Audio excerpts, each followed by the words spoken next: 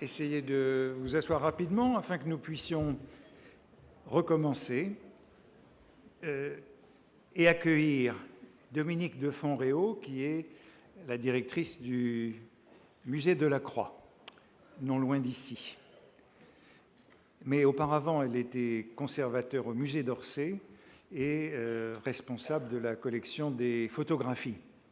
Et bon, on a eu des échanges dans les dernières semaines sur cette photographie de Charles Nègre que je vous ai montrée la semaine dernière pour savoir dans quel sens il fallait la montrer, puisque dans les livres, on l'a trouvée dans tous les sens, aussi bien le négatif que le positif. Et donc, je voulais la montrer comme il fallait. Elle a donc beaucoup travaillé sur les rapports de la peinture et de la photographie, notamment chez Delacroix, dans la période qui nous intéresse, et elle a été commissaire de nombreuses expositions sur Courbet, sur Delacroix, sur le daguerréotype, mais aussi récemment sur le temps. L'exposition du Louvre qui devait s'appeler Une brève histoire du temps. Une brève histoire de l'avenir. Oui, donc ce n'est pas celle du Juif errant qui dure infiniment, c'est une histoire brève, et qui était au Louvre récemment. Je suis donc très heureux de l'accueillir et de lui donner la parole pour parler des chiffonniers photographiés, fantaisie pittoresque et réalité. Merci beaucoup Antoine Compagnon, et merci infiniment de votre invitation qui, à la fois, je dois dire, m'honore et m'effraie. J'espère que je vais être à la hauteur de cette invitation, et m'a donné autour de ce sujet très passionnant dont le fil de vos cours montre toute la richesse, pour certainement de regarder un peu autrement des images très célèbres de la photographie du XIXe siècle, parce que comme si, bien que comme nous l'évoquions, il n'y a finalement pas tant de photographies de chiffonniers au XIXe siècle, du moins à la période que nous considérons. Elles ne sont pas très nombreuses, mais l'image de Nègre, notamment, a été une image qui a beaucoup compté de son temps et ensuite dans la critique photographique et plus généralement dans la critique artistique, et je trouve que c'est intéressant. Donc, c'est ce sur quoi je voudrais revenir, à la fois sur les commentaires riches, multiples, qui ont pu être faits sur ces images, et puis aussi peut-être, bien sûr, revenir sur un sujet qui m'est cher, qui est toujours ce rapport entre la réalité, sa reproduction, les subterfuges et les autres artifices que la photographie utilise et même, j'allais dire, promeut. C'est quelque chose qui m'intéresse. Et aussi peut-être mettre en perspective le fait que regarder les chiffonniers, le chiffonnier de Nègre, c'est peut-être aussi penser Nègre lui-même, et plus généralement aussi certains photographes comme des chiffonniers de l'art, évoquant notamment les cours que vous avez pu faire au début de ces séances au Collège de France. Voilà donc très brièvement ce que je voudrais évoquer ici, en revenant certainement sur à la fois des images, mais aussi des textes que vous avez peut-être mentionnés la fois dernière, mais qui permettront aussi peut-être de faire le lien. Et si à l'instant vous avez fini sur Chronos et le vieillard, j'ai plutôt parlé du gamin de Paris finalement et de l'enfant, mais d'une certaine manière, c'est aussi replacer Paris dans une vivacité renouvelée, ce qui est aussi intéressant par rapport à Charles Nègre. Alors je me suis permise par rapport à mon titre, au titre que j'avais donné, de mettre des S partout, de mettre tout ça au pluriel, parce que finalement, après l'avoir préparé, je me suis dit qu'il y avait plus de pluriel que de singularité. Enfin bon, sur le fond, ça ne change quand même pas grand-chose, malgré tout. Donc cette image du petit chiffonnier de Nègre, donc, qui est un papier salé, conservé celui-ci au musée d'Orsay, qui date de 1851, qui vient de la collection de la famille Nègre. Il y a aussi une autre image pas tout à fait la même. Hein. Celle-ci, c'est une photographie sur papier aussi, qui est conservée au Museum of Modern Art de New York. Et la provenance est la même dans les deux cas. C'est la famille de Joseph Nègre, donc, qui était un descendant de Charles Nègre et qui l'a vendu directement au musée d'Orsay ou vendu à André Jam, qui l'a donné ensuite au MoMA, mais la provenance est exactement la même. Tout ça pour dire aussi que Nègre n'a pas eu une diffusion qui était très importante et que ses œuvres ont été montrées de son temps, exposées, mais qu'à la différence de d'autres œuvres photographiques de son temps, elles n'ont pas été vendues, si bien qu'elles aient été exposées et qu'elles aient été montrées. Donc ça fait de Nègre un photographe rare, ou du moins aux épreuves rares, donc quelqu'un qui compte. Et ça fait aussi quelqu'un qui, bien qu'ayant pratiqué la photographie, je vais y revenir tout à l'heure brièvement, à partir de 1845-46 et jusqu'à la fin des années 1850, apparaît toujours comme un peintre.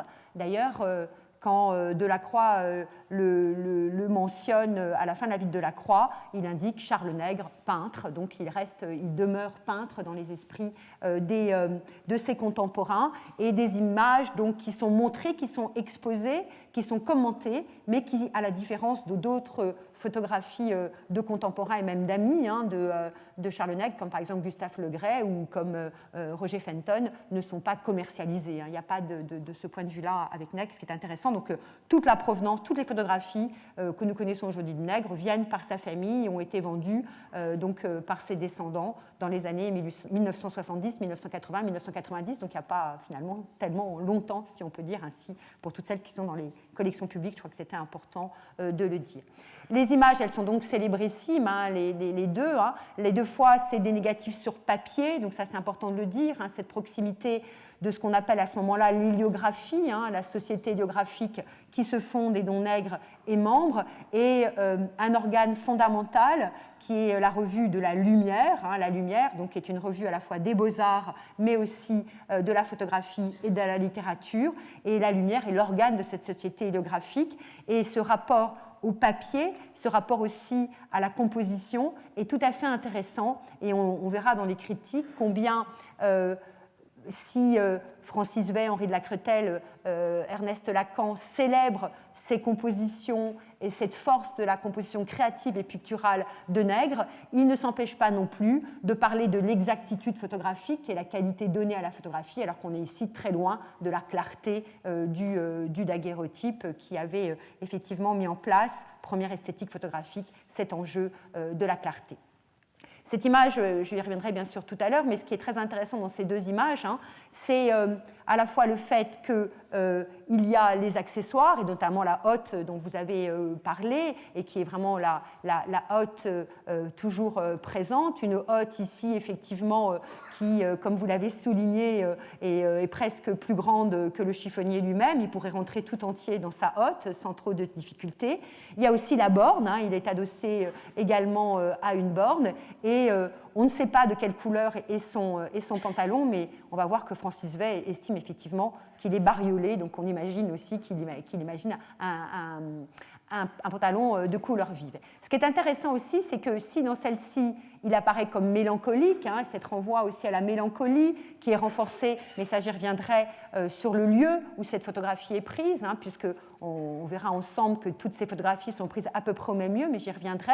Donc il y a une forme de mélancolie comme ça de l'arrière-plan qui renvoie à Paris. On est bien dans une image de Paris, sur laquelle on a bien insisté et dont le chiffonnier est un des personnages. Si, il y a une forme de mélancolie et peut-être pas de misère, mais en tous les cas de repos et peut-être d'un certain accablement, on peut imaginer. Ici, notre petit chiffonnier est gouailleur et il a la mèche rebelle sous son béret, et qui est presque une faluche d'ailleurs. Et donc il y a quelque chose aussi d'assez bravache dans ce personnage. Donc il est petit, il est jeune, il est presque complètement dominé par sa hotte, mais il a en même temps une véritable posture qui est ici soulignée par Charles Nègre.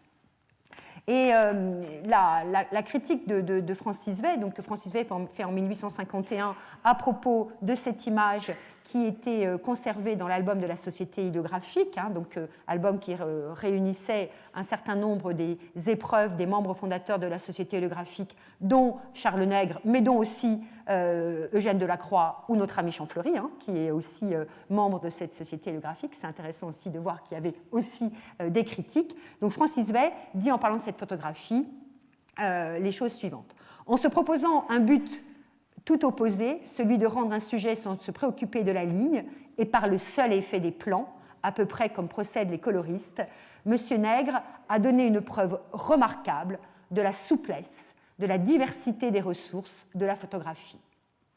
Son petit chiffonnier est à la fois solide et vaporeux comme un dessin de M. Bonvin. C'est la plus habile et la plus fugitive ébauche. Un pan de mur, un lointain estampé, 2 blocs de pierre, sur l'un desquels le héros du sujet s'assied et dépose sa hotte. Voilà toute la mise en scène. Elle n'a rien de compliqué. La tête, coiffée d'une méchante casquette, est insouciante, dédaigneuse, narquoise. La chemise de ce Diogène gamin est moelleusement ouatée d'un rayon de soleil. Le pantalon, largement indiqué, et bariolé, ça on se demande comment il l'a vu, mais enfin c'est pas grave, parce que la photographie refuse de reproduire la couleur, bariolé, crevassé, fendillé, rapiécé, à rendre jaloux Murillo et l'auteur des Casseurs de pierre, et bien sûr, les Casseurs de pierre, c'est Gustave Courbet, ça va de soi, ici sous la plume de Francis Wey. Le chiffonnier de M. Nègre n'est plus une photographie, c'est une composition pensée et voulue, exécutée avec toutes les qualités étrangère au daguerréotype, donc cette première esthétique photographique contre laquelle la société hydrographique s'était fondée, et ne revendiquant que celle-là, donc les qualités étrangères au daguerréotype.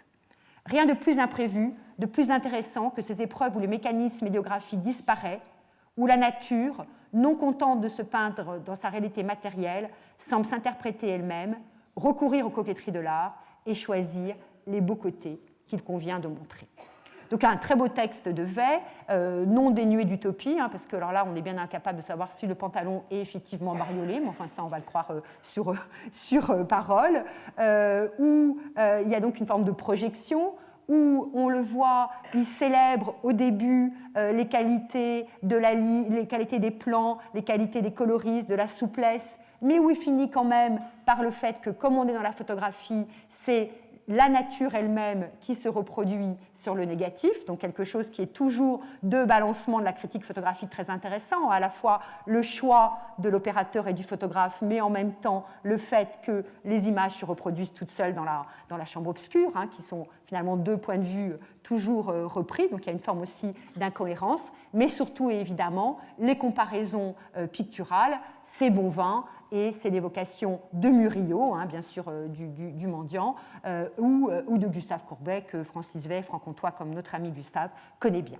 Et puis, Antoine Compagnon l'évoquait tout à l'heure, c'est de nouveau Diogène, c'est-à-dire la chemise de ce Diogène gamin, écrivait, qui est présent. Et je rappelle juste, parce que, incité par Antoine Compagnon, je l'ai fait, je suis allée regarder l'article chiffonnier que vous avez tous lu, bien sûr, de Pierre Larousse. Et effectivement, Larousse dit effectivement que, je vous rappelle rapidement, il indique dans cet article chiffonnier qu'un étranger ou un campagnard qui rencontrerait un de ces industriels se demanderait sans doute quelle fonction sociale va accomplir ce personnage, mais tous les Parisiens le connaissent de longue date. Ils savent que ce Diogène n'est autre qu'un chiffonnier. Mais comme le texte a déjà été mentionné, je ne reviendrai pas dessus. Donc, il y a un attendu ici, dans la photographie de Nègre, et que redouble la critique, de ce qu'est le chiffonnier, c'est-à-dire à la fois les enjeux du décor, Paris, ça c'est un point essentiel, et un Paris sur lequel on reviendra, des enjeux d'accessoires, la hotte, le pantalon, qu'on devine plus qu'on ne voit, malgré ce qu'en dit Wey, et aussi ce rapport à une figure qui est une figure de la philosophie, qui est donc un être à la fois qui est indigne de considération, sans force morale, nous dit aussi Larousse dans son article dictionnaire, mais en même temps doté de philosophie. Donc voilà, on voit un enfant ici qui est chargé de beaucoup d'interprétations possibles et de façon délibérée. Parce qu'il y a quelque chose qu'il faut dire tout de suite, et c'est vrai de toutes les photographies que je vous montrerai aujourd'hui, rien d'instantané dans tout cela, quoi que la critique ait pu dire à un moment ou à un autre. C'est d'abord pour des tas de raisons. L'instantanéité à sens strict, il faut attendre beaucoup plus longtemps. Et par ailleurs, en termes de temps de pause, et par ailleurs, ces photographies-là sont admirablement composées au préalable, et donc elles sont posées autant au sens de la pose, mais elles sont aussi posées au sens de la lumière, posées au sens du décor. Donc on n'est pas, Charles Nègre n'a pas arrêté comme ça très rapidement un petit chiffonnier qui passait dans la rue, il l'a bien sûr mis en scène. D'ailleurs, reste à penser que ces gamins photographiés ici aient bien été chiffonniers, ce dont je ne réponds absolument pas et j'en serais bien incapable. J'en doute fort en ce qui me concerne, mais évidemment, vous êtes libre de penser qu'ils l'étaient vraiment. Donc ça, c'est un point aussi très important, cette idée finalement que la photographie va apporter par rapport à cette image du chiffonnier et plus largement de ces petits métiers, c'est l'idée d'une réalité observée telle qu'elle est, alors qu'on est toujours dans une réalité transformée et une réalité recomposée, réimaginée, qui d'ailleurs ont fait, et j'y reviendrai tout à l'heure, désigner Charles Nègre comme l'inventeur de la photographie de genre à l'image de la peinture de genre, et ça me semble important aussi à considérer. D'ailleurs, c'est ce que dit Ernest Lacan, qui dit quelques années plus tard dans La Lumière en 1853, et qui écrit « Ainsi, nous avons eu bien souvent à répéter les éloges que tous ceux qui les connaissent donnent aux épreuves de M. Nègre, ses ramoneurs, son chiffonnier, ses arlésiennes, nous avaient paru être ce qu'on pouvait faire de mieux dans ce genre. » Donc Nègre est vraiment célébré par rapport à cela. Alors Charles Nègre, très rapidement des éléments biographiques, il n'est pas parisien. Je vous présente ici une photographie que je trouve très belle de sa famille, qui a été prise à Grasse et qui est conservée au Canada. Donc, il naît à Grasse en 1820. Il est de la génération de Baudelaire, un petit peu plus jeune, mais il est un peu plus âgé, pardon, mais il est de la génération de Baudelaire, celle de Courbet aussi, qui naît en 1819. Donc, il naît à Grasse en 1820. Il suit des cours de dessin là-bas. Son père est gantier, avec une certaine fortune. D'ailleurs, on voit la famille qui a une certaine tenue bourgeoise ici représentée. Nègre est au centre. Il est un peu flou parce qu'il a dû venir rejoindre très vite, sans doute, pour être placé. Donc, il est un peu flou par rapport aux autres qui ont posé. Et il arrive à Paris en 1839. Donc, une belle date quand on se destine en partie à la photographie pour arriver, 1839, puisque c'est l'année de l'annonce de l'invention de Daguerre. Et il entre dans l'atelier de Paul de Laroche, où il retrouve d'autres peintres qui sont ensuite, comme lui, devenus photographes, notamment Henri Le Sec, dont il est très proche, Gustave Le Gray, que j'évoquais tout à l'heure, Roger Fenton, par exemple, qui est le premier photographe du British Museum et qui est aussi le photographe de la reine Victoria. Nègre est admis à l'école des Beaux-Arts, à la différence des autres. Il est certainement le peintre d'un plus grand talent en avril 1841. Et après la fermeture de l'atelier de Laroche, c'est une histoire qu'on connaît, il rentre dans l'atelier de Drolling, puis dans celui d'Ingres. Donc il est vraiment au cœur de la création picturale de son temps et bien placé pour la création picturale de son temps. Il expose pour la première fois au Salon en 1843, puis de nouveau en 1847. Et en 1848, il reçoit un certain succès avec La mort de Saint-Paul et avec aussi une œuvre qui s'appelle Le suffrage universel et qui était liée aux représentations de la République. Et de façon assez intéressante, on le sait par Gautier parce qu'on ne connaît pas l'œuvre, il avait représenté la République sous les traits d'un homme, donc c'était quelque chose d'assez intéressant par rapport à toutes les représentations de la République qu'on connaît à ce moment-là. Et il s'initie à la photographie entre 1844 et 1847. Il pratique le daguerréotype, donc première technique photographique sur métal, mais il pratique surtout la photographie sur papier et photographie sur papier qui arrive en France en 1847, détournée de la technique mise au point par William Henry Fox Talbot en Angleterre et que la société héliographique et les héliographistes vont donc développer. Mais pendant tout le temps, il demeure peintre, il continue à exposer au salon et il meurt dans un relatif anonymat, forcément inanimé d'ailleurs, mais dans un relatif anonymat en 1880. Donc voilà très rapidement. Et ce qui est intéressant, c'est que c'est donc un provincial qui vient à Paris assez tôt, à 19 ans. Il arrive d'ailleurs la même année que Gustave Courbet, qui arrive à 20 ans, là aussi provincial, mais qui va faire de Paris sa ville et dans sa représentation, ce que je trouve aussi très intéressant à considérer par rapport à l'image du chiffonnier comme image de Paris, ou même d'ailleurs, comme Antoine Compagnon l'évoquait, le chiffonnier comme métaphore de Paris dans certains poèmes, notamment celui d'Hugo. Nègre est vraiment doté de beaucoup de qualités par la critique de son temps. Il est vu notamment par Ernest Lacan, un des grands critiques de la lumière, comme l'inventeur de la photographie de genre. Lacan écrit à propos des photographies de Nègre, il écrit « Un peintre de talent qui est en même temps un photographe de premier ordre, M. Charles Nègre, avait compris avec l'intelligence de l'artiste combien certaines scènes se prêteraient magnifiquement à la reproduction de l'objectif.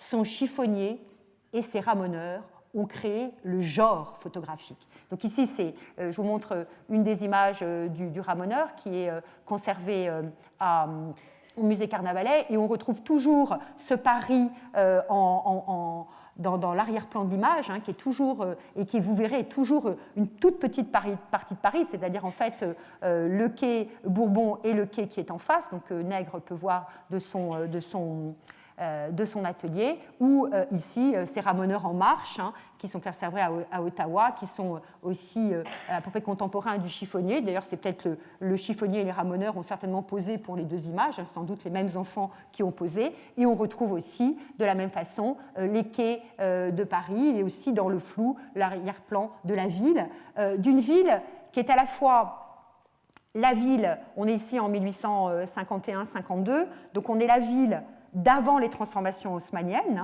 donc d'avant ce Paris éventré dont Hugo à distance et Baudelaire sur place se plaignaient, donc on a avant ces transformations haussmanniennes, et on est dans un Paris qui finalement est un Paris qui pourrait sembler immuable, mais qui par le mouvement des petits chiffonniers qui sont jeunes et qui sont en marche, est aussi toujours vivant. Il y a aussi un rapport comme ça très intéressant entre la mélancolie de quelque chose dont on sait que ça va sans doute disparaître et en même temps cette vivacité de l'enfance, et que je trouve très intéressant dans la démarche de Charles Nègre.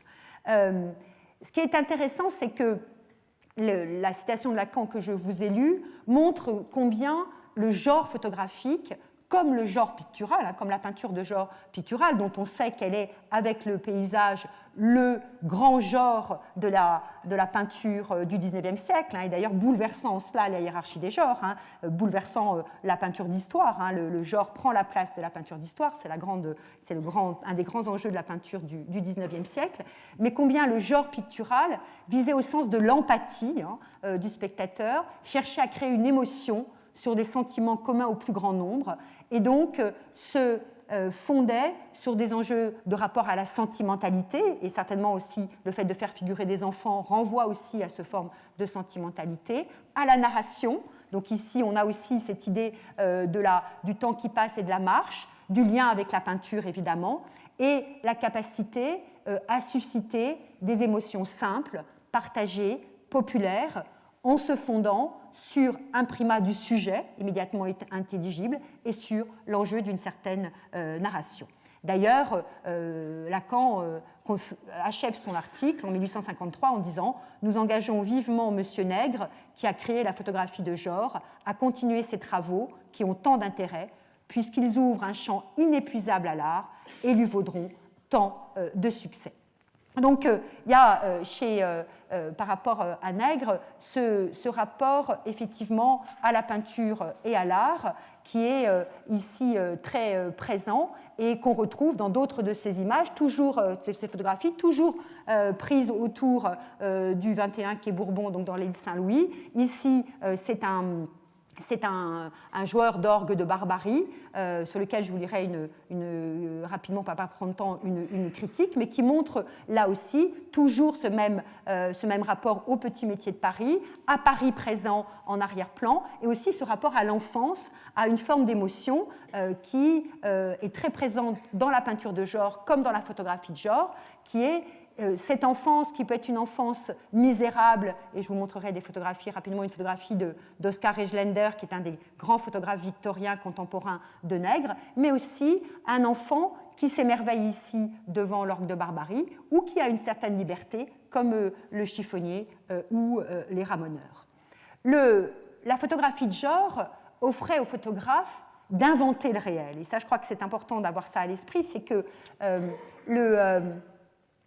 la peinture de genre a été vue et peut être vue comme une sorte de perversion de la peinture d'histoire, hein, d'une certaine manière, de ramener à l'anecdote et à la narration la grande peinture d'histoire donc au genre. Hein, c'est ce qui a été reproché par exemple au maître de Charles Nègre, Paul Delaroche, hein, dont on a pu penser qu'il ramenait qu'il abaissait la peinture d'histoire à la peinture de genre. Mais la photographie de genre, pour les photographes, c'est d'une certaine manière un anoblissement parce que c'est d'une certaine manière recomposer le réel, le réinventer devant leur objectif par le biais à la fois des accessoires mais aussi de la pose et de la composition. Donc le genre offrait aux photographes la possibilité de montrer leur talent grâce à une invention et d'aller au-delà d'une exactitude immédiate du réel pour composer une image. C'était donc d'une certaine manière un genre photographique, le genre justement, qui leur permettait de faire la démonstration de leur qualité d'invention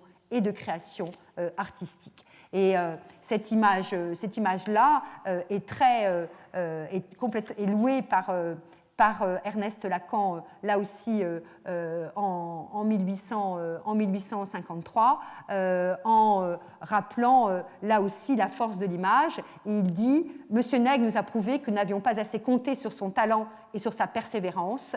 Il vient en effet de nous montrer 3 épreuves qui laissent de très loin en arrière celles que nous aimions tant.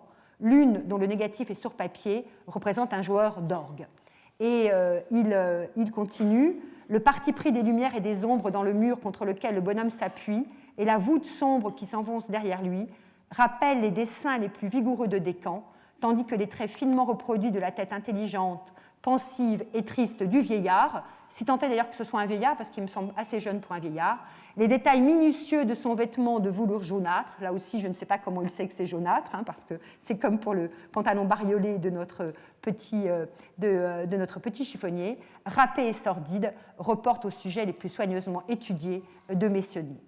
Et il achève en disant « Il y a un contraste étrange entre la pose attentive, la physionomie émerveillée de ces enfants qui ont encore si peu vu et que tout étonne, et l'expression de lassitude et de découragement du vieux musicien ambulant qui a vu tant de choses, lui, et pour qui toute cette science n'a pu aboutir qu'à la mendicité. Ce n'est pas nous qui disons tout cela, donc le rapport à la narration, c'est l'épreuve de Monsieur Nègre. Elle n'est pas seulement une froide reproduction de 3 figures posées par le hasard, c'est un tableau raisonné avec ses intentions et ses enseignements. Donc il y a là quelque chose dans les photographies de Nègre, que ce soit ici le joueur d'orgue ou que ce soit le chiffonnier ou les ramoneurs, qui renvoie à la narration et qui renvoie aussi à la création picturale dans ce qu'elle a le plus abouti.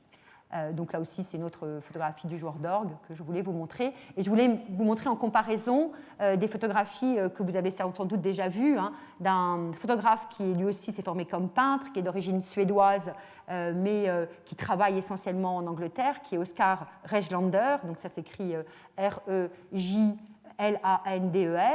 et donc est un des grands photographes de la photographie victorienne. Hein. Vous savez l'importance de la photographie sous la reine Victoria et le soutien que le prince Albert lui-même avait donné à la photographie et à la Royal Photographic Society. Et on voit aussi ce rapport à l'enfance. On voit d'ailleurs le fait que le petit mendiant qui est ici a pu être dénommé parfois rag picker, donc aussi chiffonnier, hein, ce qui est très intéressant. Mais on est dans quelque chose qui est beaucoup plus... finalement, qui joue beaucoup plus sur une scène sentimentale, hein, avec même une sorte de mélo, avec une forme de misérabilisme, hein, si on peut dire, hein, de cet enfant qui a sa tête dans ses mains et qui pleure. Là aussi, hein, tout ça est composé, hein, vous imaginez bien, hein, complètement recomposé, mais qui est très différent de l'aspect un peu bravache qu'ont les enfants du petit peuple de Paris chez Nègre. On voit que ce n'est pas du tout la même dimension. Il y a un écho de Reigelander, bien sûr, avec les romans de Dickens, mais d'une certaine manière, on pense que Oliver Twist, finalement, est plutôt le petit chiffonnier de Nègre, si on peut dire qu'il est ici le mendiant de Reigelander. Enfin, c'est ce que voilà, je me permettrai ici de dire à titre relativement personnel.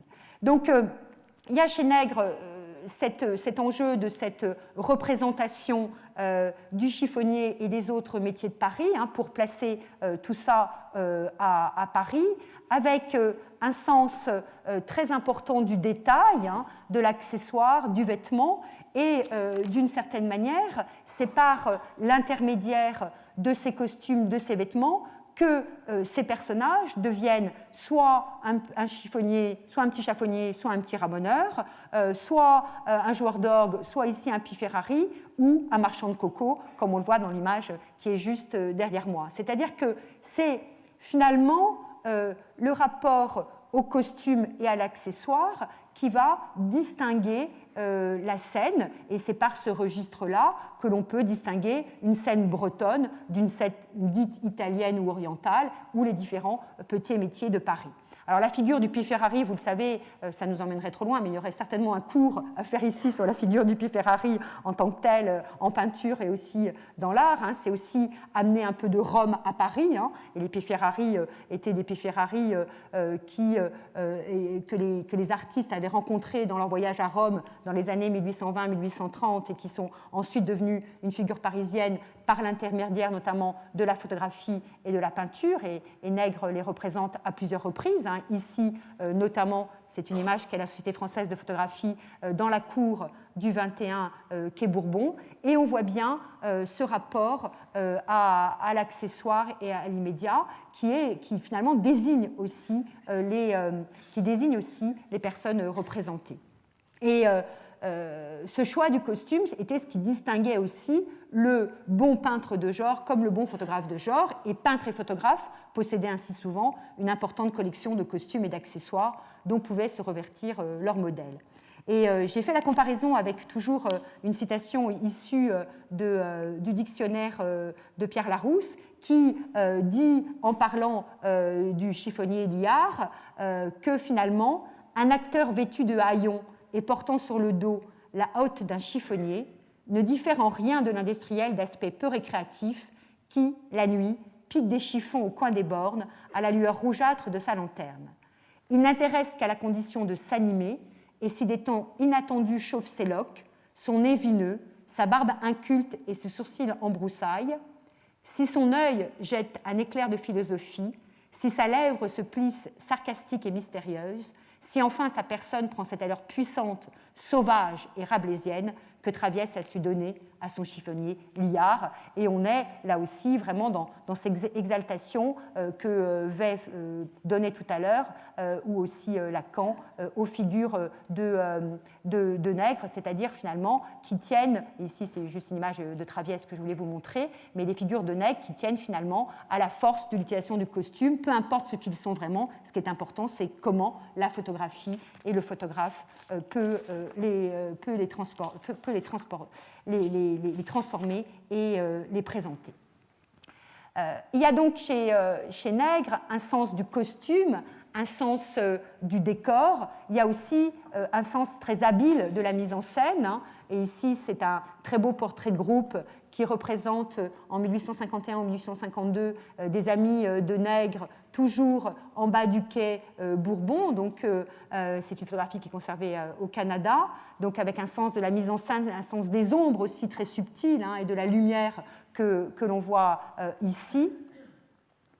Avec ici la représentation du sculpteur Auguste Préau, qui était un ami de Charles Nègre, et avec un sens là aussi de la pose et de la mise en scène, mais aussi peut-être encore ici avec avec Henri Le Sec, et une petite fille avec le même orgue de genre de barbarie, donc là une mise en scène ici Le Sec avec son grand haut de forme qui est ici très bien souligné, ou peut-être plus encore pour cette photographie célébrissime de Charles Nègre, le Strige, où on retrouve la figure de Henri le Sec sur la cathédrale, à côté donc, de ce strige inventé par Viollet-le-Duc. D'ailleurs, une des photographies, une des épreuves que Nègre avait réalisées de ce strige avait été dédicacée à Viollet-le-Duc, donc ça c'est très intéressant aussi de souligner ce rapprochement. Et on voit aussi de nouveau Paris dans le lointain, un Paris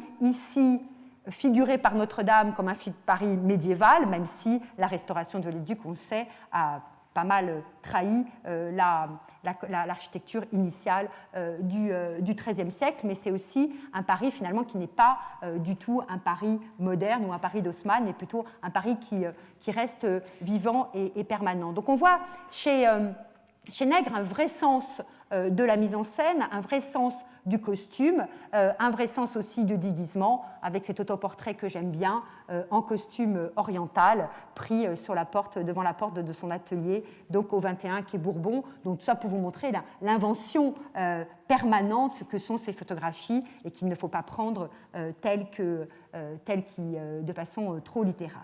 D'ailleurs, c'est ce qu'en dit un autre critique de la lumière, qui est aussi critique de peinture, Henri de Lacretelle, le 28 février 1852, où il écrit « Nègre passe du rêve à la réalité, qu'il sait aussi rendre poétique. Ses albums photographiques sont pleins de scènes d'intérieur qui sont regroupées par la fantaisie la plus bohémienne. » J'ai bien aimé entendre tout à l'heure Antoine Compagnon parler des gypsies, sous la plume du journaliste écossais, donc ici la fantaisie la plus bohémienne. Il a saisi avec une hardiesse incroyable une scène de marché qui avait lieu sur le quai en face du sien. Les portefaix marchent, les marchandes élèvent les bras, la volaille frissonne sous la main qu'il a saisie. Ils ont tous laissé leur image exacte dans la chambre obscure de Monsieur Nègre, plus raffinement que leur ombre sur le pavé. Donc il y a ce rapport entre réalité et poésie, et toujours aussi entre la supposée exactitude de la photographie et avec en fait le travail de Charles Nègre. Ici, c'est rapidement pour vous les montrer les Arlésiennes qu'on évoquait tout à l'heure, mais surtout ce que je voulais vous montrer, c'est ces scènes de marché dont parle Henri de Lacretelle et qui sont, pardon, du coup, excusez-moi, je vais aller un peu plus loin, je reviendrai, mais dont parle Henri de Lacretelle et qui sont des études pour sa peinture et la manière dont il les reproduit. Mais on voit que dans les deux cas, on n'est pas du tout dans l'exactitude ni dans la réalité qui se forme toute seule, mais au contraire dans quelque chose qui est bien retravaillé. Et on voit aussi que la photographie pour Nègre sont aussi des études pour sa peinture. Alors pour revenir un tout petit peu en arrière, tout se passe effectivement dans ce Paris de l'île Saint-Louis, l'atelier dans lequel il s'installe en 1849, une date intéressante, 1849, pour s'installer au 21 quai Bourbon. Donc j'ai une carte, malheureusement, c'est horrible parce que c'est une carte de notre temps, mais enfin c'est pas grave, on voit bien juste pour vous rappeler, mais c'est juste à côté d'ici, combien le quai Bourbon est dans la prolongation, ou plutôt le quai d'Anjou est dans la prolongation du quai Bourbon. C'est un Paris à la fois populaire, des petits métiers, des marchés, des bords de Seine, mais c'est aussi un Paris artistique et littéraire, avec au 15 quai Bourbon, Geoffroy de Chaume, qui était le sculpteur de Viollet-le-Duc, au 9 quai d'Anjou, Daumier, Ernest Meissonnier, et bien sûr au 17 quai d'Anjou, l'hôtel Pimaudan, donc aussi ce rapport avec toute une vie à la fois artistique, littéraire et aussi des petits métiers de Paris qui permettent de penser que Nègre a été en lien de façon tout à fait raisonnable avec tous ces artistes. Il connaissait de façon certaine, par exemple, Eugène Delacroix ou Théophile Gautier. Rien n'est dit de ses liens avec Baudelaire, mais c'est vrai qu'il appartient à cet univers-là. Il connaissait aussi, bien sûr, aussi Daumier, qui était son voisin et que j'ai voulu ici évoquer avec une figure du chiffonnier que vous avez sans doute peut-être déjà montré. Donc le rapport à la peinture est très intéressant. Nègre associe imaginaire pictural et réalisme et des scènes recomposées. Finalement, il met en œuvre des études pour sa peinture, des études d'après-nature pour sa peinture. Je Je vous remontre ce que je viens de vous montrer. Mais il a aussi une ambition de se coller notamment à la reproduction de la peinture. Et très tôt, il réalise ici, c'est un daguerréotype, hein, donc cette première technique de la photographie, qui est une photographie beaucoup plus lisible, qui fonctionne sur la ligne, à la différence de la photographie sur papier, qui fonctionne plutôt sur masse. Et c'est un tableau d'Horace Vernet, La chasse au sanglier, un daguerréotype qui a été récemment retrouvé sur le marché parisien l'année dernière, qui est donc une très belle reproduction par Nègre d'un tableau de Vernet.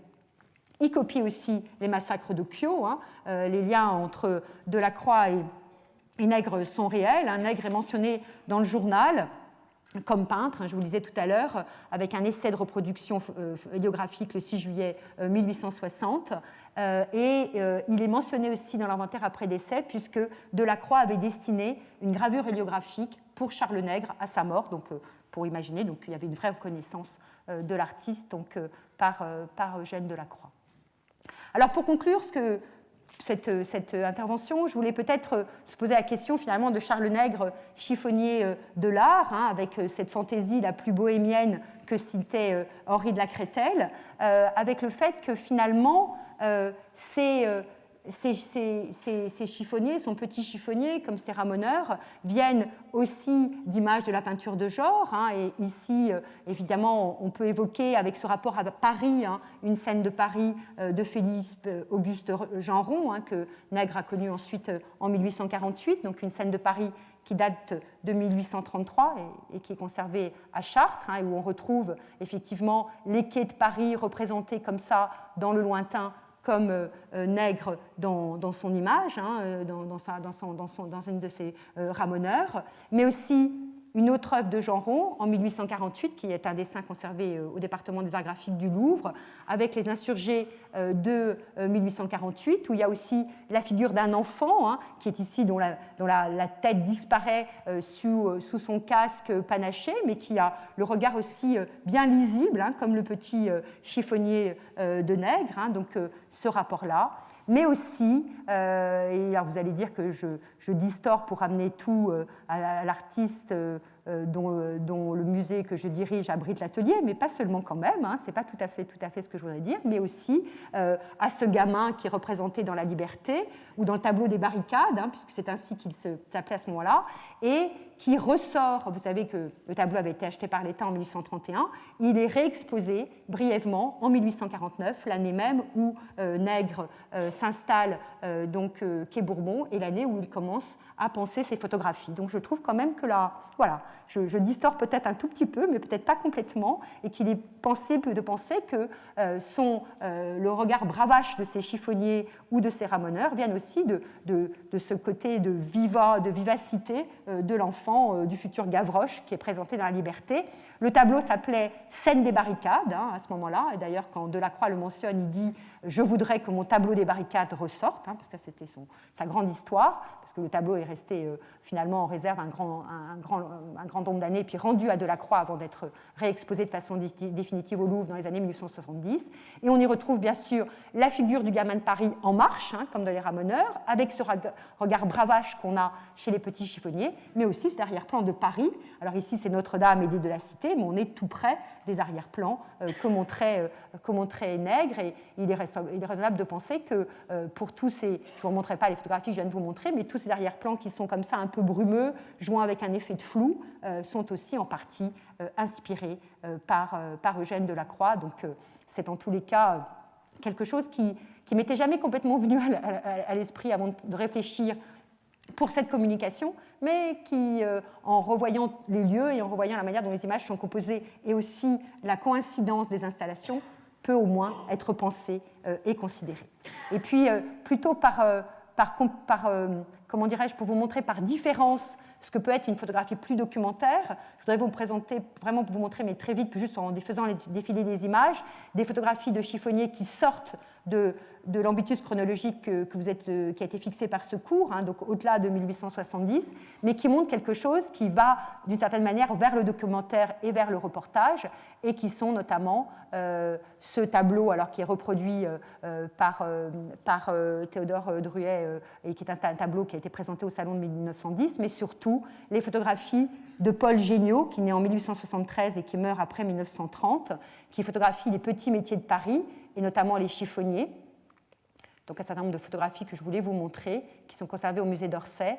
Donc Géniaud s'était fait toute une spécialité des métiers de Paris, ici c'est les bouchers des Halles, et il représente aussi toute l'industrie du chiffon et des ordures avec l'église de Saint-Ouen. Donc il n'y avait plus d'octroi à ce moment-là, mais on était sur ce qu'on appelait la zone, hein, donc au-delà des fortifications. Donc je voulais vous montrer, même si on est en dehors, mais pour vous montrer la différence hein, par rapport au travail très pictural hein, que Nègre a pu mener. Donc un certain nombre de photographies que je vous ai apportées qui sont toutes conservées au musée d'Orsay, donc vous pouvez regarder au musée d'Orsay.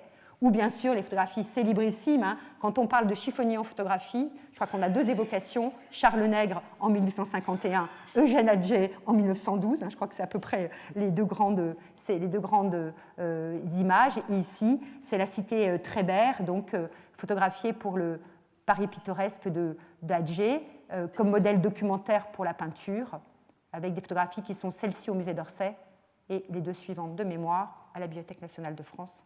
Je ne voudrais pas dire de bêtises. Et puis pour conclure, deux cadeaux, si je peux me permettre de faire un cadeau, mais c'est bien présomptueux de ma part. Cette photographie de Marianne Breslauer, qui est une photographe d'origine allemande, qui est arrivée à Paris, invitée en lien avec Man Ray à la fin des années 1920, donc elle avait une vingtaine d'années, et qui photographie cette chiffonnière en 1929, avec un effet très pictural, donc on est complètement en dehors de notre échelle chronologique, mais avec un effet très pictural, et de nouveau en retrouvant les quais de Paris, donc il y a certainement là aussi une évocation qui est une vocation délibérément pictorialiste, hein, qui renvoie aussi à ce que Nègre a voulu faire, donc simplement pour montrer que la présence et la permanence et la trace aussi donnée par ces photographies de Nègre. Et puis une citation de la Lumière qui n'a rien à voir avec la photographie, mais que j'ai trouvé jolie, et je ne suis pas sûre que vous l'ayez vue, et je vous en donnerai bien sûr les références, qui s'appelle « Les chiffonnières célestes », qui est paru dans la Lumière en 1858 et qui parle des comètes. Et je trouvais que ça nous permettait de finalement aller de Paris jusqu'au ciel, mais comme Paris est toujours un ciel renouvelé, hein, c'est pas Baudelaire ne nous dirait pas différemment, je pense que c'est intéressant. Et à propos des comètes, l'auteur, qui est anonyme mais qui est sans doute en fait le directeur de la Lumière à ce moment-là, c'est-à-dire Arsène Gaudin, écrit « Nous les qualifierons de chiffonnières du ciel. En effet, les comètes travaillent à leur profit personnel, grossissant leurs petites pelotes de toutes les ordures qu'elles ramassent, poussières, débris et détritus de monde, dont elles font pâture, ainsi que sur notre terre, tout être nouveau se nourrit d'êtres détruits qu'il absorbe et dont il assimile la substance. En sorte que ces chiffonnières célestes, dont la queue peut à la rigueur simuler la hotte, seraient tout bonnement de pauvres astres prolétaires en train de ramasser une fortune. Donc une métaphore du chiffonnier qui nous élève sur les cieux. Voilà. Merci infiniment de votre écoute.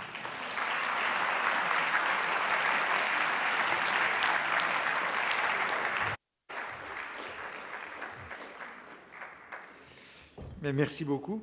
Merci beaucoup. Donc on a eu beaucoup de Charles Nègre, puisque j'en avais parlé la semaine dernière. Je ne me rendais pas compte qu'il y avait, au fond, pas beaucoup d'autres photographies de chiffonniers.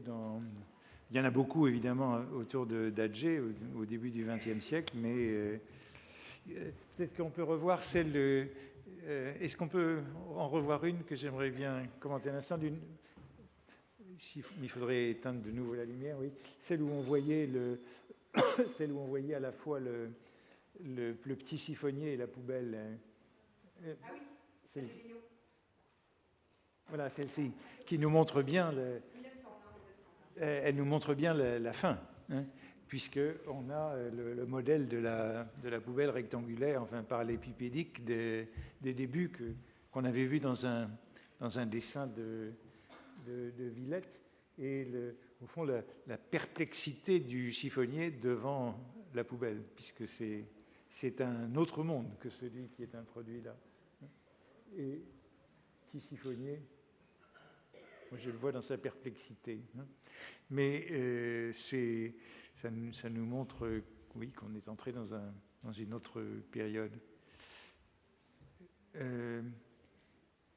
Alors, il y a encore une photographie de chiffonnier que je cherche, parce que je crois qu'il y avait une photographie de chiffonnier au salon de 1859 de Michel de Zboromirski, mais je ne l'ai pas vu.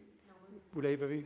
Je ne sais pas si on peut la voir, mais c'est parce que c'est le salon dont Baudelaire parle à propos de la photographie, mais sans avoir été visiter la section de la photographie, me semble-t-il. Mais en 1959, il y avait un chiffonnier au salon de la photographie, au premier salon de la photographie. Donc, pardonnez-moi, le premier qui est accepté à proximité du salon de la peinture, parce que c'est la 4e exposition de la Société française de photographie, puisque la première a lieu en 1855. La première qui coïncide avec le salon des Beaux-Arts, mais auquel on pénétrait, j'en avais parlé il y a quelques années, par une autre porte. On ne pouvait pas passer directement du salon de la peinture au salon de la photographie, mais là, il y avait un chiffonnier. Et donc, bon, il faut le chercher, parce que c'est un peu comme le chiffonnier de Nègre, c'est une sorte de première de visite de la chiffonnerie. Alors, la réflexion sur la scène des barricades, est-ce qu'on peut passer du petit chiffonnier de Nègre au Il me semble, en y réfléchissant, parce que c'est vrai que comme je voulais pas simplement, je voulais aussi mettre en perspective ces images de Nègre, ça me semblait important. Je pense qu'il y a certainement pour Nègre provincial, mais qui s'intègre à Paris et qui s'installe dans un quartier où il veut s'intégrer à la fois au cœur de Paris, mais en même temps aussi avec la ville artistique et littéraire. Je pense qu'il y a cette idée d'un Paris en mouvement, d'un Paris vainqueur, d'un Paris à la fois immuable. Et le Strige est une photographie tellement étonnante et tellement complexe à réaliser, parce qu'on a l'habitude de la voir, mais elle est tellement complexe à réaliser avec les possibilités de l'époque en termes à la fois de hauteur, de lumière. Il y a cette idée aussi d'un Paris médiéval, donc éternel d'une certaine manière, et aussi parisien, parce que c'est un Paris médiéval, pas un Paris antique. Je pense certainement qu'il est sensible à cette métaphore de cette ville en mouvement. Je n'ai pas du tout, c'est bien pour ça que je ne vous ai pas montré le tableau dans son ensemble, je n'ai pas montré l'allégorie de la liberté, mais je pense que dans cet arrière-plan, ça m'a beaucoup frappé en travaillant pour aujourd'hui, combien cet arrière-plan est un arrière-plan dans son traitement, qui est très proche de ce que Nègre a choisi ensuite. Et quand j'ai revérifié précisément, évidemment, quand j'ai vu que la liberté a été montrée de façon courte, 6 mois en 1849, là, je me suis dit qu'on pouvait quand même raisonnablement se dire qu'il l'avait revue. Il n'a bien sûr pas pu la voir en 1831, il n'était pas à Paris, il était beaucoup trop jeune, mais en 1849, il l'a sûrement vue. C'est difficile d'imaginer qu'il ne l'ait pas fait. Donc du coup, on peut se permettre, ça ne me semble pas inconsidéré, et ça ouvre d'ailleurs quelque chose d'intéressant, parce que le lien Nègre Delacroix est fort, pour le coup, et donc ça, avec un Delacroix qui a l'attitude, par rapport à la photographie, qui est une attitude baudelairienne, ou si je peux me permettre, sans vouloir choquer les baudelairiens ici, c'est plutôt Baudelaire qui a une attitude delacrucienne par rapport à la photographie, c'est-à-dire ils sont intéressés tous les deux, mais ils se défient de l'exactitude, ils se défient de cette idée, surtout que la photographie devienne le nouveau paradigme de l'art. Ils ne veulent pas ça. Mais par contre, l'un comme l'autre, on le sait bien, et ça nous en entraînerait trop loin, mais ils se sont intéressés à la photographie de près. Alors, dans un des cours, j'avais montré une autre photographie de Nègre qui était le cheval étendu sur le quai de Bourbon, à propos du cheval blessé ou mort. Et cette photographie-là, a l'air moins posée, puisque c'est une scène vue. Toutes celles que vous avez montrées sont des photographies posées. Celle-là, parce qu'il y a pas mal de personnages qui sont... Après, elle est de toute façon observées et choisies, c'est-à-dire que les images que j'ai montrées à l'instant, toutes ont été choisies, c'est-à-dire qu'on ne voit que celles que Nègre a bien voulu nous léguer, et ce sont des images rares, donc elles sont d'une certaine manière toujours choisies, très très souvent en amont et en aval, et toujours en aval de toute façon. Oui. La photographie est toujours choisie. Si on la voit aujourd'hui, c'est qu'elle a demeuré, a fortiori pour un Charles Nègre qui a exposé ses photographies aux différentes expositions et qui a donc a choisi très précisément ses épreuves. Ça, je crois qu'il y a vraiment... C'est toute la complexité quand on parle de photographie aujourd'hui, c'est qu'on est à l'antipode de la photographie immédiate qu'on peut avoir. C'est vraiment, on est sur quelque chose de fondamentalement différent. D'où le rapport à la peinture, d'ailleurs que pour Nègre, on ne parle finalement que... tous les critiques ne parlent que de tableaux, de dessins, des masses, je ne l'ai pas cité, mais aussi de théorie des sacrifices. Enfin, on ne parle vraiment que de peinture dans cet élément. Oui, je citais la semaine dernière l'expression dans un de ses articles de Francis V sur les photographies de Legrès, de dessins sur papier. Ce sont donc des dessins. Ouais. Alors moi, ce qui m'amuse beaucoup, et que je n'ai pas suffisamment souligné peut-être, c'est le rapport à l'absence de couleur, mais qui est en même temps souligné. C'est-à-dire que Vey parle du pantalon bariolé alors qu'il n'a pas pu le voir, et Ernest Lacan parle de la tenue jaunâtre alors qu'il ne la voit pas plus. Et ça, c'est quelque chose qui m'intéresse toujours beaucoup, c'est que la photographie à qui on donne, pour parler comme Baudelaire, toutes les qualités supposées d'exactitude, en fait, faillit à une exactitude de façon très forte, mais finalement personne ne s'en plaint, qui est celle de la couleur. C'est-à-dire que ce sur quoi les photographes ont travaillé, c'est la réduction des temps de pause et reproduire le plus possible l'apparence des choses et des êtres vivants. Oui. Et ça, tout de suite, c'est ce sur quoi ils travaillent. Mais la couleur, il faut attendre 1904 et l'autochrome des Frères Lumière, et donc 1907 pour attendre le brevet, pour que la couleur existe, et encore à ce moment-là, elle n'existe qu'en couleur de projection. Donc on s'accommode très bien du noir et blanc, oui. Et c'est très amusant de voir que des grands critiques très inspirés, comme Lacretelle, Vey, Lacan, finalement, ces couleurs, ils les donnent. Voilà, avec une sorte de... Voilà, elles sont là. Et ça, c'est quelque chose dans l'imaginaire photographique qui me semble encore à retravailler. Comment, dans un lien avec la peinture, on a favorisé la ligne et comment, finalement, on s'est bien accommodé de l'absence de couleur, y compris pour la représentation picturale, pour la reproduction picturale. Oui, c'est-à-dire que Francis V dit que, dans cet article, que Nègre procède en coloriste. C'est un coloriste, mais en effet, c'est un coloriste dû simplement en raison de l'absence de ligne. Voilà. Mais non pas de présence de la pas couleur. De présence de la couleur. C'est l'absence de ligne qui définit le coloriste. Oui, j'avais montré la semaine dernière des dessins de François Bonvin, puisqu'il compare à François Bonvin. Et les dessins de François Bonvin ont l'air de photographie. Alors qu'elles sont antérieures. Comment ? Alors ils sont pour beaucoup antérieurs, souvent, il y en a beaucoup des années 1840. Les dessins de 47, à peu près. Voilà, c'est ça.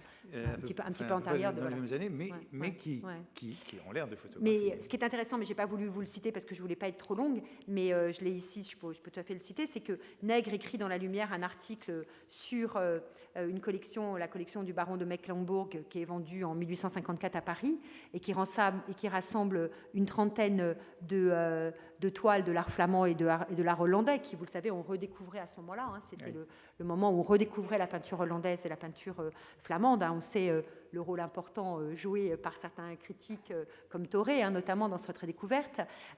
Et je pense aussi que la photographie, et notamment la photographie sur papier, donc l'héliographie, ce qu'on appelle soit le calotype, soit l'héliographie, a bénéficié, ou vice-versa. Il y a eu la concomitance entre la reconnaissance nouvelle de la peinture hollandaise et la peinture flamande du XVIIe siècle et la mise au point de la photographie sur papier a joué dans les deux sens pour les deux, anoblissement de la photographie, mais aussi fait que la photographie a pu s'accommoder du fait des œuvres qui étaient souvent pas forcément très colorées, des œuvres flamandes et hollandaises, donc de l'absence de couleur de la photographie. Et c'est pas rien que Nègre lui-même signe un article sur la peinture hollandaise et sur la peinture flamande en 1854. Là, il y a vraiment quelque chose qui montre aussi, et c'est beaucoup un sujet sur lequel je travaille depuis longtemps, mais qui m'intéresse beaucoup, c'est combien